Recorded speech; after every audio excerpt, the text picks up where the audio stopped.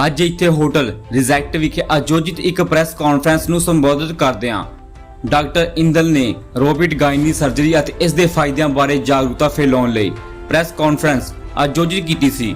Doctor Preeti ਇੰਦਲ ਜੋ ਕਿ ਦਿਲਚੱਟ clinic ਮੁਹੱਲੇ ਦੀ ਡਾਇਰੈਕਟਰ ਹੈ, ਇੱਕ ਦਿਲਚਸਪ ਪੇਸ਼ਕਾਰੀ ਰਾਹੀਂ ਰਵਾਇਤੀ ਸਰਜਰੀ ਦੇ ਮੁਕਾਬਲੇ ਰੋਬੋਟ ਸਰਜਰੀ ਦੇ ਫਾਇਦਿਆਂ ਦਾ ਪ੍ਰਦਰਸ਼ਨ ਕੀਤਾ। ਆਓ ਤੁਹਾਨੂੰ ਅਸੀਂ ਆਪਣੇ ਚੈਨਲ ਦੇ ਮਾਧਿਅਮ ਰਾਹੀਂ ਲਾਈਵ ਤਸਵੀਰਾਂ ਵਿਖਾਉਂਦੇ ਹਾਂ, ਨਾਲ ਹੀ ਉਹਨਾਂ ਨਾਲ ਗੱਲਬਾਤ ਕਰਨੇ ਕੀ ਕੁਝ ਕਹਿੰਦੇ ਹਨ। ਦੇਖਦੇ ਰਹੋ ਪੂਰੀ ਰਿਪੋਰਟ ਨਿਊਜ਼ ਪੰਜਾਬ ਤੇ। ਪੱਤਰਕਾਰ ਲਵਪ੍ਰੀਤ ਸਿੰਘ ਦੀ ਖਾਸ ਰਿਪੋਰਟ ਜਲੰਧਰ ਤੋਂ। Dr. Preeti Jindal, I am senior consultant gynecologist. I am IVF, recurrent miscarriage, high risk pregnancy, laparoscopic robotic surgeon and IVF specialist. मेरा सेंटर है द टच क्लिनिक जो मोहाली में है, बेस्टेक बिजनेस टावर में, और मैं सीनियर कंसल्टेंट फोर्टिस में भी हूँ। I do lots of robotic surgery. Robotic surgery क्या होता है? ये एक एडवांस्ड फॉर्म ऑफ सर्जरी है जिसमें रोबोटिक आर्म्स जो हैं वो लेप्रोस्कोपिक तरह के इंस्ट्रूमेंट्स जो होते हैं उनके ऊपर फिक्स कर देते हैं और फिर कंसोल पे बैठ के हम सर्जरी करते हैं, गायनी सर्जरीज। इसके एडवांटेजेस क्या हैं? इसके पेशेंट के लिए बहुत एडवांटेजेस हैं। It's a very high precision surgery और इसमें ब्लीडिंग कम होती है, कॉम्प्लिकेशंस कम होते हैं, इन्फेक्शन कम होते हैं, विजन बहुत बढ़िया होता है।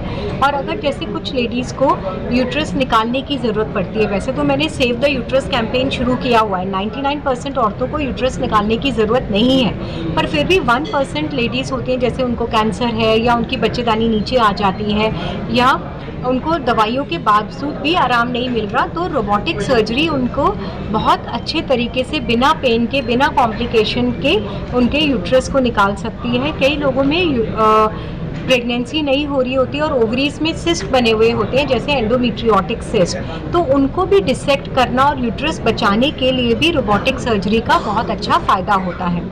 लेप्रोस्कोपिक के मुकाबले रोबोटिक क्यों बेटर है? क्योंकि उसमें ब्लीडिंग कम होती है, इन्फेक्शन कम होता है, विजन बेटर होती है, पेशेंट को पोस्ट ऑफ पेन कम होता है, वो अगले दिन ही घर जा सकता है और अपने काम शुरू कर सकता है। पर इसकी लिमिटेशंस हैं। पूरे इंडिया में 100 से कम रोबोटिक गायनेकोलॉजिस्ट हैं, मैं उनमें से एक हूँ। और रोबोटिक सर्जरी मैं जो करती हूँ वो मैं फोर्टिस में करती हूँ, क्योंकि रोबोट भी हर जगह, फोर्टिस मोहाली में, क्योंकि रोबोट भी हर जगह अवेलेबल नहीं है। सो फोर्टिस मोहाली में रोबोट अवेलेबल है तो मैं वहाँ ये सर्जरी करती हूँ, पर मेरा अपना सेंटर द टच क्लिनिक है जहाँ मैं पेशेंट्स देखती हूँ, ये भी मोहाली में है। ठीक है मैडम, अगर खर्चे की बात की जाए, कोई अफोर्ड ना कर पाए तो सरकार भी इसमें हेल्प करती है? यस, पीजीआई में भी रोबोटिक सर्जरी होती है और आई एम श्योर दिल्ली में भी कई सरकारी अस्पतालों में रोबोटिक सर्जरी होती है। बात करें कौन सी इंश्योरेंस कंपनियाँ इसको ये मुझे नहीं